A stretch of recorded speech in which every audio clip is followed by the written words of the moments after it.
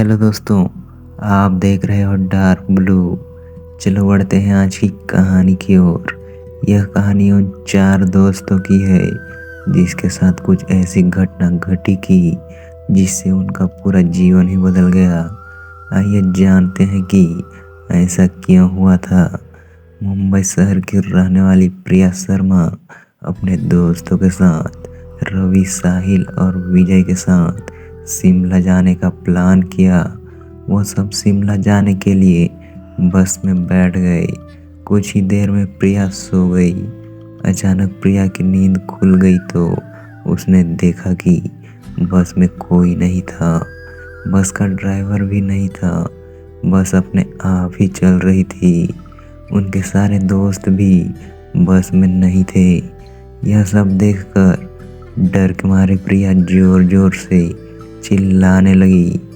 अचानक उसे लगा कि कोई उसके पीछे खड़ा है। जब उसने पीछे मुड़कर देखा तो वहाँ एक स्त्री बैठी हुई थी।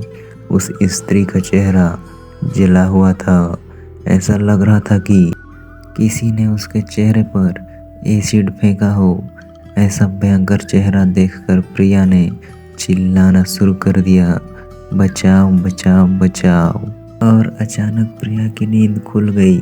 वो एकदम से डरी हुई और पसीने से भीगी हुई थी। पास में बैठे विजय ने पानी की बोतल दी और बोला, शायद तुम्हें कोई सपना देख लिया होगा। थोड़ी ही देर में सब शिमला पहुंच गए और एक होटल पर रात बिताने के लिए गए। दूसरे दिन वो सब साथ में मिलकर होटल के पास वाले पहाड़ पे घूमने के लिए जाने के लिए तय किया।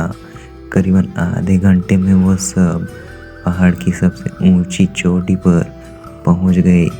वहीं से नीचे देखने पर घने पेड़ पौधे काफी सुंदर दिख रहे थे। अचानक साहिल चौंक गया और बोला, नीचे देखो, कोई खड़ा है। लगता है कोई स्त्री है।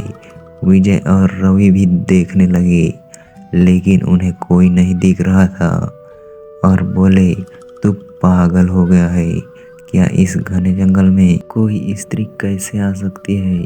तुम्हें शायद कोई भ्रम हुआ होगा। उसके बाद वह सब खुली जगह पर चले गए। रात होने वाली थी इसलिए वह सब पहाड़ पर ही रुकने का निर्णय किया। इसलिए उन सब ने वहाँ पर ही तंबू लगा लिया और खाने पीने के लिए सामान बाहर निकाला। प्रिया की बैग तंबू के बाहर थी इसलिए वह लेने के लिए बाहर गई तो वहाँ पर उसे किसी ने आवाज़ सुनाई दी। प्रिया उस आवाज़ की ओर अपनी नज़र घुमाकर देखती है तो उन्हें सामने में कोई 3 आदमी आते हुए दिख रहे थे। उनके हाथ में धारदार हथियार देखकर प्रिया डर जाती है और दौड़कर तंबू के अंदर आ जाती है। अपने अपने दोस्तों से सभी यह बात की लेकिन कोई भी बातों पर विश्वास नहीं कर रहे थे। प्रिया चिल्लाकर बोली, आप सब पागल हो गए हो क्या? कोई मेरी बातों पर भरोसा नहीं कर रहा है। चलिए मेरे साथ बाहर, मैं आपको बताती हूँ। वो सब बाहर जाके शिकारी टॉर्च से नीचे देखने लगते हैं। उतने में ही उन सभी को लगता है कि कोई 3 लोग उनकी ओर बढ़ रहे हैं। यह सब देखकर वह सभी डर जाते हैं और तुरंत ही अपना अपना सामान समेटने लगते हैं और बड़े से पत्थर के पीछे जाके छुप जाते हैं। थोड़ी ही देर में वो सब ऊपर आ जाते हैं।